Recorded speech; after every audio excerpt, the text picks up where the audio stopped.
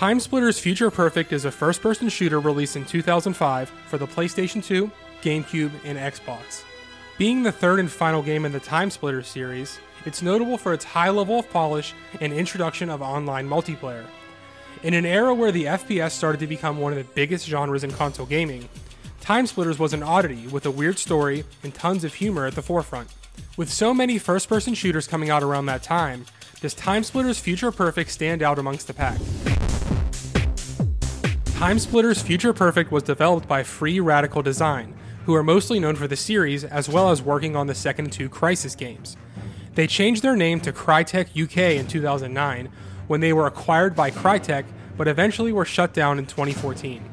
The majority of the staff then formed Dam Buster Studios, who recently worked on notable critical and commercial failure Homefront: The Revolution. This game was also notably the first in the series to be published by Electronic Arts, something hard to miss when the game does the old EA slogan challenge everything as soon as you boot up the game. It's not known why they switched publishers, as the previous games were published by Eidos Interactive, but we can speculate that it was due to contracts or some other kind of dispute.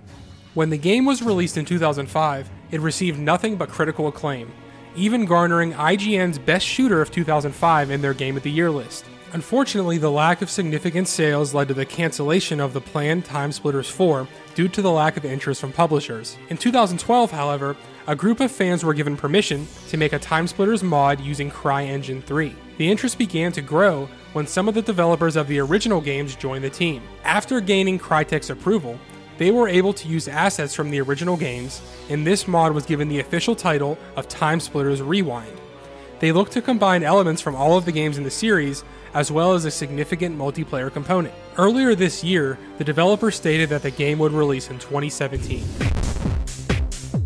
While certainly not a retro game by any means, TimeSplitters Future Perfect is 12 years old at this point. Still, the simple yet effective UI looks great and allows you to quickly jump into the story or one of the many multiplayer modes.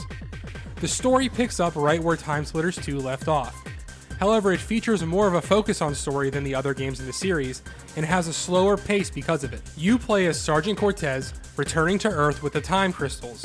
These are what the TimeSplitters, an alien race who travel through time, use to travel through time. The TimeSplitters were created by the main antagonist of the game, named Jacob Crow, and were designed to be genetically superior to humans. Cortez's mission is to go back in time to stop the source of the Time Crystals, as well as prevent the creation of the TimeSplitters. The game takes you to many exotic locations as you travel through time, like a haunted mansion, various sci-fi scenarios, and even a level on a moving train. The entire main campaign can be played either single player or co-op, with the second player taking control of various characters throughout the story. However, unlike TimeSplitters 2, if player 2 dies, then you receive a game over. After going through the game, you finally reach Jacob Crow. When you fail to defeat him, Cortez travels back in time to stop Crow before he conducts his experiments in the first place. When Cortez arrives, Crow has already fused with a giant robot. After Crow is defeated with the help of a second Cortez, I'll explain that in a second, they destroy the compound and return to the future, leaving Crow and the Time Crystals destroyed. For the most part, the humor isn't bad, but a lot of it is childish gags and puns. There is also a recurring bit throughout the entire game where Cortez runs into another version of himself traveling through time as well.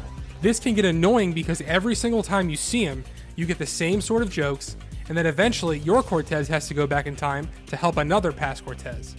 This means that every single time you see one of them, you know exactly what type of gameplay scenario is about to happen. Overall, I would say the story isn't too bad. The quality of it just varies from scene to scene. The graphics feature a cartoony style instead of trying to look realistic, and the game is better for it. Being the third in a series, it naturally features the best graphics, and they still hold up today very nicely. This is also the first in the series to feature blood. I personally feel this is unnecessary because of the game's wacky overall tone. In contrast to the first two games receiving a teen rating, this one received M for mature, and this mostly feels like Y.